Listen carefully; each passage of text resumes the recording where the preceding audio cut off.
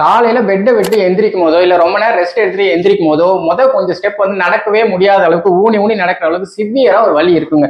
அது மெயினா இந்த இடத்துல வலி இருக்கும். அதுக்கு பேர் தாங்க பிளான்டார் ஃபேசியாட்டிஸ். குதிகால் வலியில 2-3 வெரைட்டி இருக்குங்களா, அதுல இந்த வெரைட்டி ஆஃப் பெயின் தான் இருக்கிறதுல ரொம்ப சிவியராகவும் இருக்கும். நாளாக பெயினும் ஜாஸ்தியாக நடக்கிறதுக்கு ரொம்ப சிரமப்படுவாங்க.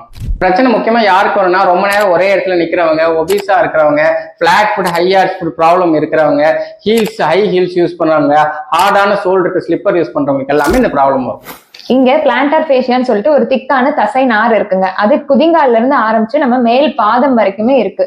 இந்த ஃபேஷியால ஏதாவது டிஸ்டர்பன்ஸோ இன்ஃபிளமேஷனோ ஆனாதான் நமக்கு இந்த பெயின் வரும். ஃபர்ஸ்ட் ஒன் சாஃப்டான சோல் உள்ள எம்சிஆர் என்சிபி ஸ்லிப்பரை வேர் பண்ணிக்கோங்க. செகண்ட் ஒன் அதிக நேரம் தொடர்ச்சியா ஒரு இடத்துல நிக்கிறதையும் அதிக நேரம் நடக்கிறதையும் அவாய்ட் பண்ணிக்கோங்க. தேர்ட் ஒன் எப்சம் சால்ட் போட்டு ஹாட் வாட்டர்ல கொஞ்சம் கால் பாதத்தை 10-15 நிமிஷம் உள்ள வச்சிருங்க. இதுல காமிக்கிற மாதிரியே உங்களோட கை விரல்களை அப்படி வச்சுட்டு பாதத்தை மேல இருந்து கீழே வரைக்கும் மெதுவா இழுத்து விடுங்க ஒரு 5 டைம்ஸ். அப்புறம் பெயின் இருக்க ஏரியால கட்டை விரலை இப்படி வச்சுட்டு நல்லா டீப்பா பிரஸ் பண்ணுங்க. ஒரு 1 மினிட் வரைக்கும் பிரஸ் பண்ணுங்க. இப்ப சொன்ன மாதிரியே நீங்க ரிலீஸ் பண்ணீங்கன்னா இந்த ஃபேஷியா நல்லா ஓப்பன் ஆகி நல்லாவே பெயின் ரிடக்ஷன் இருக்குங்க. அது போக இங்க காமிக்கிற மாதிரியே நீங்க இந்த calf stretch, hamstring stretch, glute strengthening இது எல்லாமே ஒரு 10 டைம்ஸ் நீங்க பண்ணிட்டு வாங்க. இதெல்லாம் பண்ணாலே உங்களுக்கு ஏர்லி ஸ்டேஜ்ல இருக்க பெயின் நல்லாவே 2 to 3 வீக்ஸ்ல கம்மி ஆயிடும்.